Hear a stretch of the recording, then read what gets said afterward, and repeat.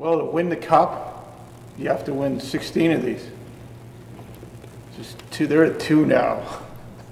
Welcome to the 2018 playoffs. Blue Jackets 5-4 overtime victory.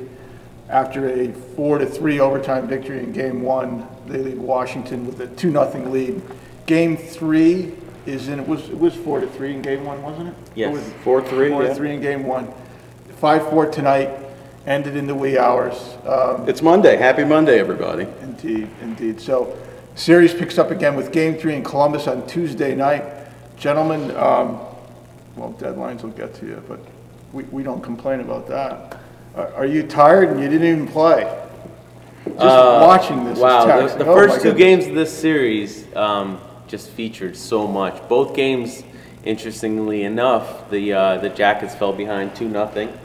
Managed to come back, but they were both wild finishes.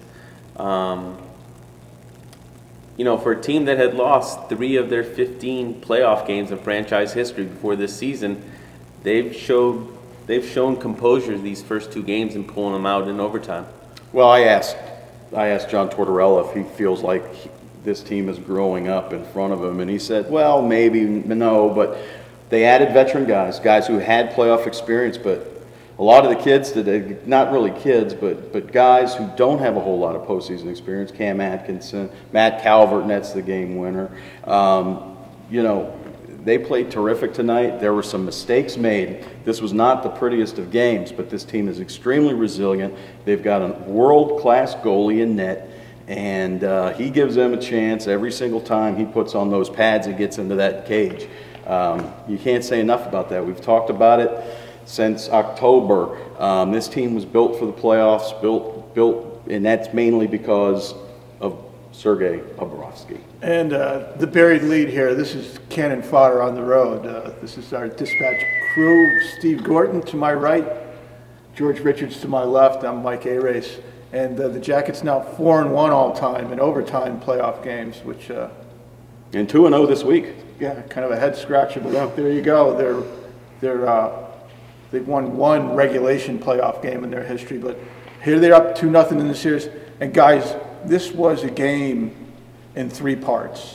The first period, and well, if you take it right up to about 4 minutes into the second period when Ovechkin scored his second power play goal to give the Capitals a 3-1 lead, that was the first third, the first act of this crazy game, and it was all caps. I mean, they were flying. They were all over the ice. They had the puck below the dots, going from corner to corner. They had the defenseman turned around and stretched, and they were very dangerous, and they were lethal on the power play, Steve.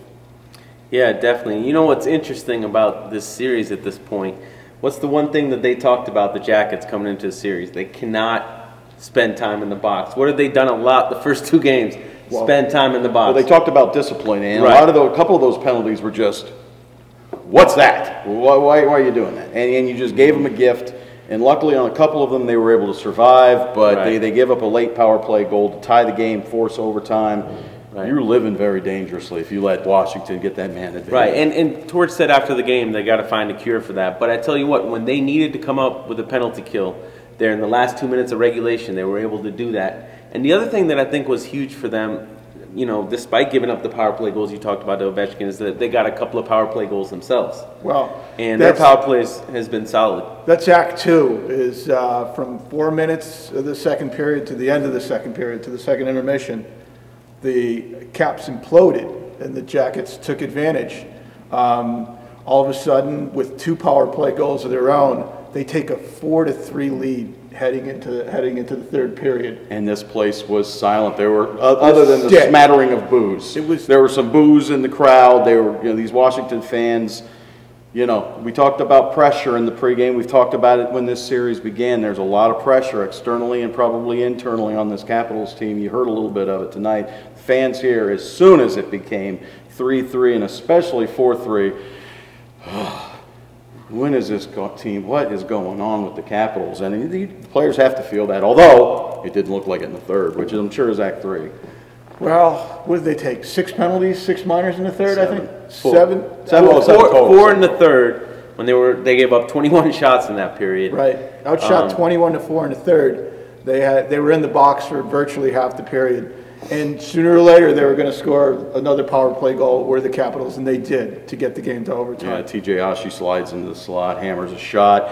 Bob was, unbelievable in that third period. He stopped the first 17 shots. They were being outshot, I believe, 17-3, 17-4 when that power play comes, and TJ Oshie ties up the score. And then Bob has to go right back at it. He ends up with, I think, 26 saves from the third period on, ends with 54.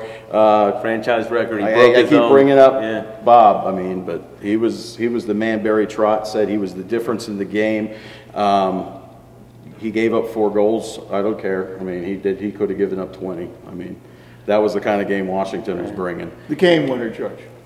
The game-winning goal, Matt Calvert looked to be maybe a little offside. He comes in. I think they reviewed the goal, by the way, afterwards. Yeah. I think it was onside. And here's Matt Calvert talking about his game-winning goal. It was a dump, and Rooker went for the puck, and I decided to lay the body on him. Usually when you do that, good things happen.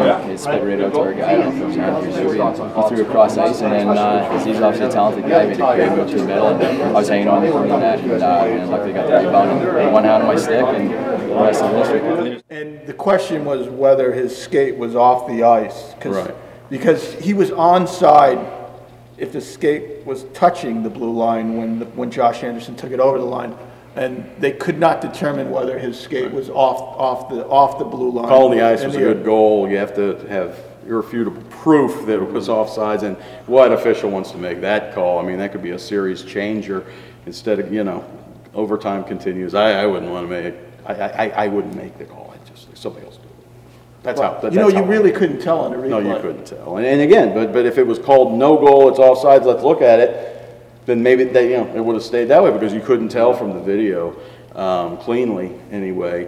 Anyway, it was a weird couple seconds because the Blue Jackets are celebrating, the officials are looking at it, and then everybody's like, all right, I guess we're waiting here. And Columbus didn't know what was going to happen. With Gary Bettman in the building. With Gary Bettman, one of our Florida guys, Bettman, he winters in Florida. Oh, that's good. Yeah, I'm just throwing that out there, a little scoop of the day. Interestingly, by the way, one of the linesmen there in the overtime was a replacement. Right. Because Steve Barton, the same guy who in his previous NHL game for the Blue Jackets. Right, for the Blue Jackets was the game in Edmonton where he landed on his helmet. Right. He messed up his knee pretty badly there, late second period. So, they had a replacement linesman there. Well, we've been talking a lot about Bob. Here Bob is talking to Kyle in the locker room. It is what it is. I can choose how many shots I want to face. And, I just play my game and do my things. Bob, what kind of energy do you get from facing down Ovechkin or Backstrom? They both had point-blank looks from you during the game. What kind of energy do you get from those kind of saves? Yeah, they obviously they are great players, skilled players. But on my hand, I just do my things. So I just stick with my system, execute my system, and do my things. Doesn't matter who against me. Bob said, he prepares for the game. He prepares for the first period, tries to enjoy the atmosphere and stay in the moment. Classic Bob, stop the puck. And he said that when asked specifically about being in the net for killing power play after power play after power play in the third period. And Cam Atkinson, who came up big again tonight, here he is talking about their penalty kill. You know what, we talk about the PK, and we look at tape, and they have so many weapons on that on the ice, and it's hard to kind of pick up one guy because they all can score. So we're obviously going to look at tape, and when we needed the PK the most, it came through. Again, the penalty kill, Seth Jones talked about it. He was like, listen, there's nothing we're going to change for Game 3 other than not give them so many power plays. I thought at times the penalty kill was fine. You give up 2 to Ovechkin all alone. They've left him alone. They started covering him as the game went on, as they had more power play opportunities. Or penalty kill opportunities, I should say. Nick Foligno, I know, was shading over that way, but he was wide open for the first 2. Ovechkin's gonna kill you if you leave him open like that. More times than not, they were playing the puck on the penalty kill.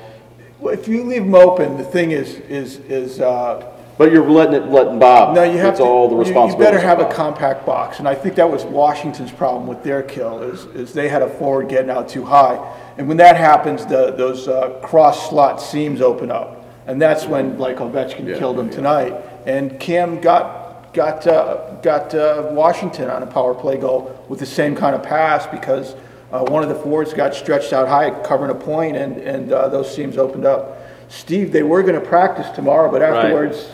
Tortorella said they're taking the day off tomorrow before Game 3 on Tuesday. And one thing that really stood out to me as I was talking to Bob after the game, I was thinking, you know, coming into this series, we weren't sure which goalie was going to start for the Capitals. Ended up going with Grubauer, both Game 1 and Game 2, but they replaced him with Braden Holtby to start the third period tonight. So you wonder what their situation is going to be. Meanwhile, we talked during the season if the Jackets could just get into the playoffs, how dangerous they could be if Bob could be Bob. And you have Bob being Bob now. Oh, yeah. I mean, he's faced the questions coming into this series about whether or not, you know, he can handle the pressure, and I think he's showing that, you know, he can. He has answered those questions, absolutely. I think he's been terrific in both games. Tonight, more so than the first, but I thought in Game 1 he was terrific, and tonight he was a difference maker. Barry Trotz said that, you know, his team needed to make one save and couldn't do it, and Bob just carried Columbus and allowed them to have the opportunity to get those goals, get those 3 in the second, and get the overtime winner. And then Matt Calvert, it's always, I think he won the 2 overtime game, didn't he? He did. That was 2014. Their first playoff victory was a double overtime game against the Penguins that tied the series 1-1. Heading back to Columbus, Matt Calvert had the goal in the second overtime. So he said, "I'm still here," was his answer to that. Yes. I said, "Do you remember that?" And he says, "I'm still here." Yeah. So, he indeed is. He was here tonight.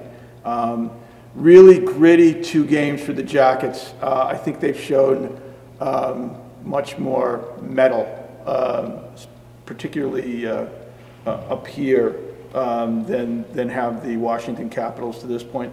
And that's pretty much what it takes to steal 2 games on the road against what could be a mentally fragile team, as George has mentioned. So, back Tuesday. Anything else you guys want to throw in Yeah, there? I mean, the other thing Jackets fans have to really be excited about is you knew coming in that you were going to need guys like Panarin, Vanek to be game breakers. You needed Cam to continue that recent stretch late in the year, and they have. Oh, he's played great. Panarin and Vanek were great in Game 1. Yeah. 2 goals tonight for Atkins, and beautiful stretch pass there from Foligno, by the way, up the middle of the ice to him.